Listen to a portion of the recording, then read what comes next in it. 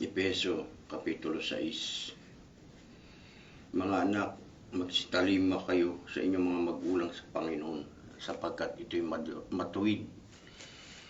Igalang mo ang iyong ama't ina, na siyang unang utos sa kay pangako, upang yumaon kang mabuti, at ikaw ay mabuhay ng malaon sa lupa.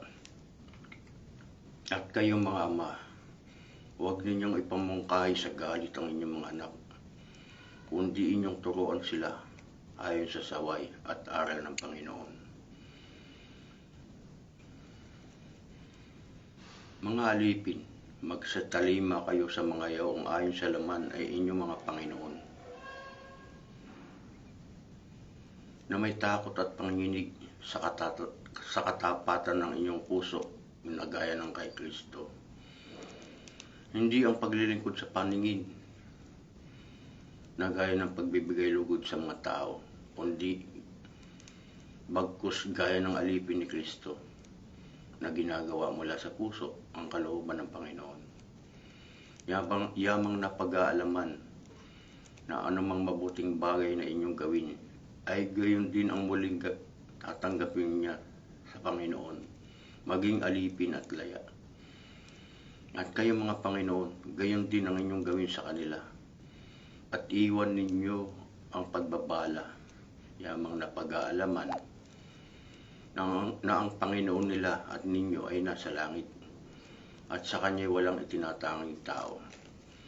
Sa katapos-tapos ay magpakalakas kayo sa Panginoon at sa kapangyarihan ng Kanyang kalakasan, upang kayo magsitibay laban sa mga lalang ng dyablo, sapagkat ang ating pakipagbaka ay hindi laban sa laman at dugo, kundi laban sa mga pamunuan, laban sa mga kapangyarihan, laban sa mga namamahala ng kadilimang ito sa sanlibutan, laban sa mga ukol sa espiritu ng kasamaan sa mga dakong kaitaasan, na dahil dito ay magsikuha kayo ng buong kagayakan ng Diyos, upang kayo makatagal sa mga araw na masama, at kung magawa ang lahat ay magsitibay.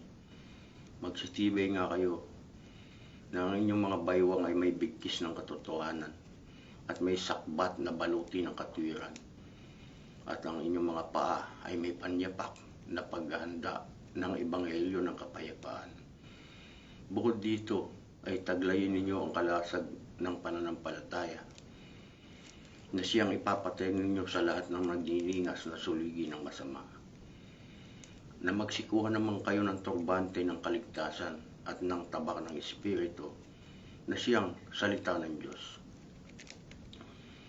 Na magsipanalangin kayo sa Espiritu ng lahat ng panalangin at daing sa buong panahon, at magpuyat sa buong katyagaan at daing na patungkol sa lahat ng mga banal at sa akin, upang ako'y pagkalooban ng pananalita sa pagbubuka ng aking bibig, upang aking ipakilalang may katapangan ng hiwaga ng ebanghelyo, na dahil dito ako'y naging isang sugong natatanikalaan, upang sa pamamagitan nito ay magsalita ako na may katapangan, na gaya ng nararapat na aking isalitain. Datapat upang mga alaman naman ninyo ang mga bagay na ukol sa akin, at kung anong kalagayan ko. Si Tikiko, na aking minamahal na kapatid at tapat na ministro sa Panginoon, ay siyang magpapakilala sa inyo ng lahat ng mga bagay, sapagkat siya'y sinugo ko sa inyo sa bagay na ito, upang inyong makilala ang aming kalagayan, at upang kanyang aliwin ang inyong mga puso. Kapayapaan nawa sa mga kapatid. Slow connection. Pag-ibig na may pananampalataya mula sa Diyos Ama, sa Panginoong Jesucristo.